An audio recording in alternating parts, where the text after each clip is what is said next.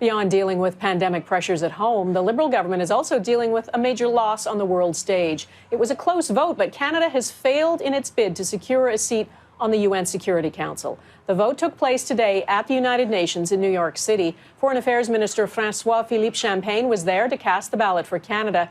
It wasn't enough. In a race with Norway and Ireland for two of the open seats, Canada secured the fewest votes.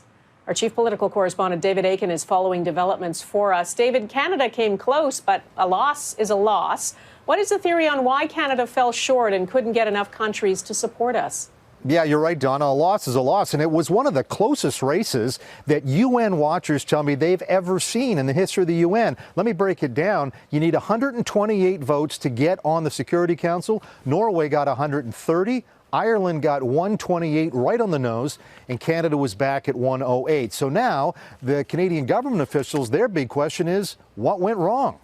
Each country has 193 different reasons why they would support one country or another. And this is, this is the politics of the UN that is very tricky and very difficult and complex. And we will have plenty of time to actually look at that. Couple of things that Ambassador Blanchard will likely look at: peacekeeping commitments and overseas foreign aid. Canada's foreign aid is half, and has been for a long time, of what Norway's is. And as far as peacekeeping goes, well, Canada has never had so few peacekeepers on UN missions in more than 70 years, and that matters with the UN voter. Another problem with the Canadian bid, it started way too late. Canada's been campaigning for 4 or 5 years now. Norway and Ireland, they've been campaigning for a decade, and they'd already locked up so many votes by the time Canada came asking for them, Donna. David, what might this say about Prime Minister Justin Trudeau, who worked so hard to try to win this seat on the UN Security Council?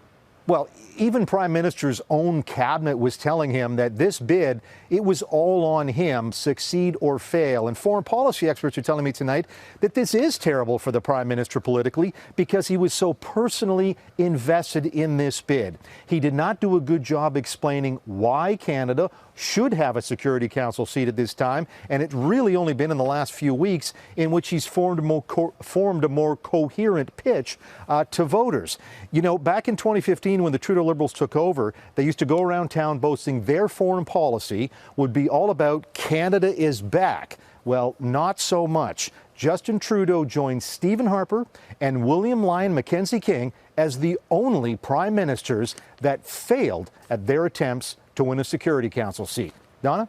All right. David Akin in Ottawa, thank you. This pandemic is having a massive impact on Canada's economy, and Ottawa has been under pressure to present a clear picture of how bad it really is. We do realize that it's important for us to continue to be transparent with Canadians. And that's why on July 8th, our government will move forward to present an economic snapshot of our current situation to ensure that Canadians understand where we're at and to help them to have confidence in our future together. It's a snapshot, not an update. The Prime Minister says the pandemic has created too much uncertainty to be specific about the numbers, but critics say there is no good reason to be so vague. Abigail Bimman explains what we can expect and what we won't get. We come into this budget. We all know what a budget is. Economic and fiscal update. Most of us have heard of the lighter economic update.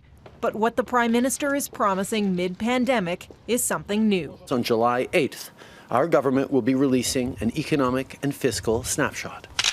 Justin Trudeau says the snapshot will pull together what's been done, how other countries are doing, and look forward, but just a little. I think it would be a little bit unrealistic to project much further than a few months because things are changing so rapidly. I don't think it's unrealistic. Former Parliamentary Budget Officer Kevin Page says Canadians need more information, and given uncertainty, the government could present a few different scenarios. I think we should get a strategic plan for recovery.